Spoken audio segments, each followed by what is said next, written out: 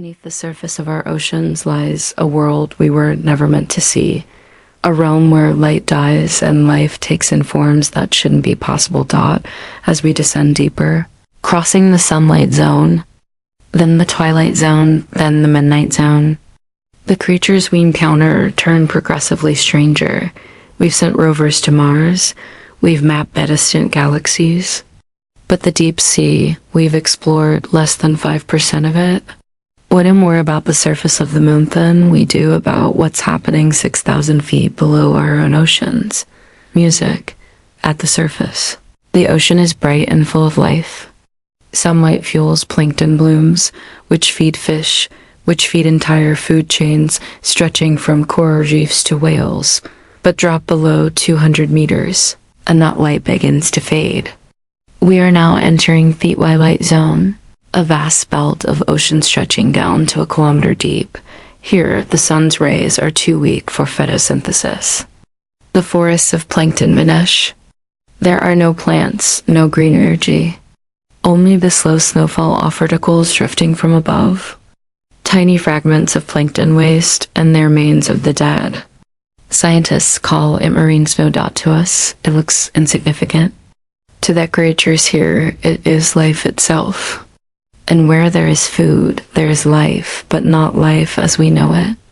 The animals off Twilight Zone have evolved into some of the strangest forms on Earth. Near transparent, their bodies like glass.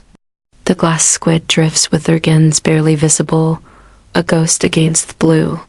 The glass octopus is almost invisible, its eyes the only solid feature. Why so many species take on transparency here is still a mystery. It may be camouflage, a way to vanish in faintest light, or perhaps a way to conserve energy in a world where every pigment costs more than it gives back. Others choose the opposite strategy, no invisibility but light.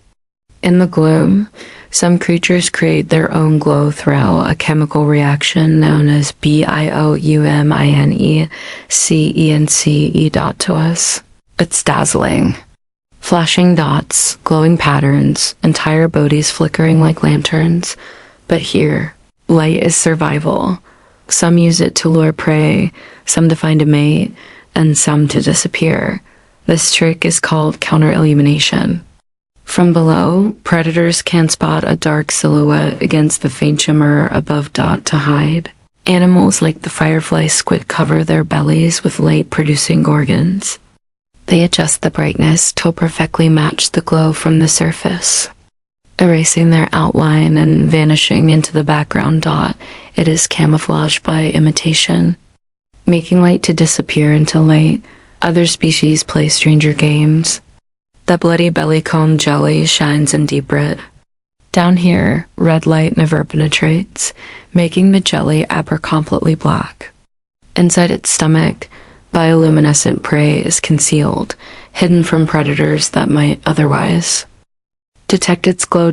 In a world defined by light, or the lack of it, every adaptation revolves around who can be seen and who cannot. That the Twilight Zone holds more tantrics of light. It also hosts some of the ocean's greatest spectacles. Each night as darkness falls above, billions of creatures rise from the depths. Lanternfish, squid, jellies, an entire army of the deep climbing towards the surface to feed on plankton under cover of night. At dawn, they sink back down, vanishing into the gloom. This vast daily movement is called the vertical migration. It is the largest synchronized migration on Earth, greater in numbers than all herds, all flocks, all swarms combined.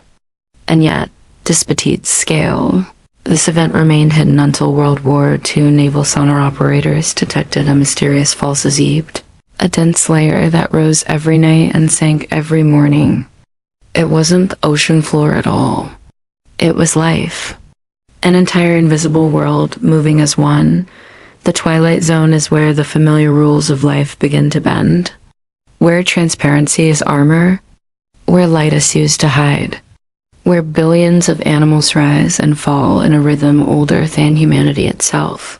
This is the threshold of the deep. the first layer of a world we still cannot explain. Past 1 kilometer, all sunlight disperse. We have reached the midnight zone, a realm stretching down to 4,000 meters. Here, there's no dawn, no dusk, on mindless night.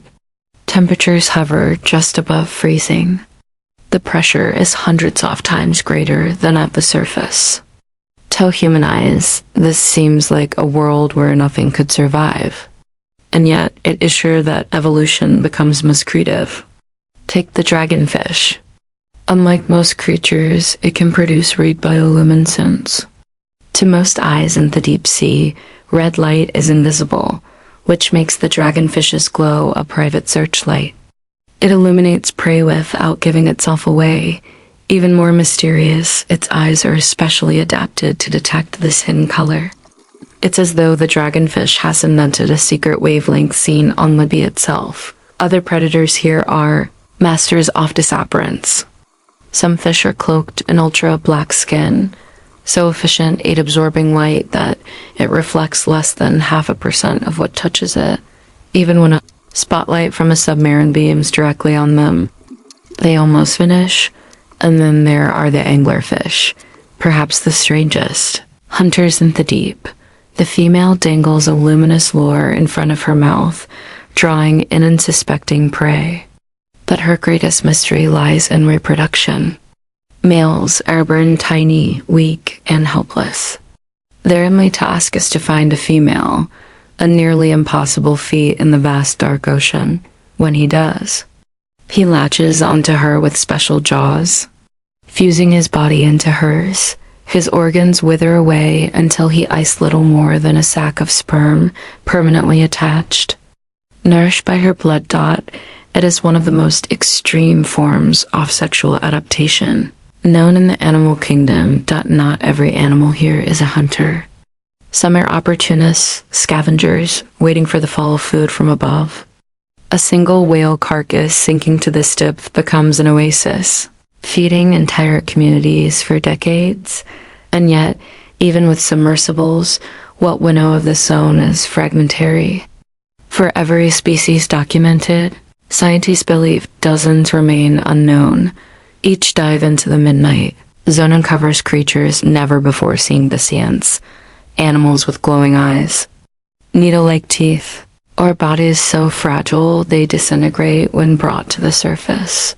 This is the midnight zone, a world where light is weapon, where invisibility is survival, where even reproduction follows rules beyond our imagination. Music, 4 kilometers down. We leave the open waters and touch the bottom of the abyss. This is the abyssal plain, one of the largest abyss on Earth, covering more than half of the planet's surface. And yet, it is also one of the least understood. Here, there are no landmarks, no coral reefs, no kelp forests, no towering mountains, only a vast desert of mud stretching for thousands of kilometers in every direction. Temperatures never rise above 4°C. Food is scarce. Survival here demands strategies unlike anywhere else on Earth. One adaptation is size. Many animals of the abyss are gents compared to their shallow water relatives. Giant isopods the size of a piece scuttle across the sediment. Amphipods, normally tiny, can grow longer than a human hand. Even the colossal squid, among the largest invertebrates alive, is thought to probe these depths. Scientists call this phenomenon deep-sea gigantism, but why it occurs remains an open mystery. Some suggest it conserves energy.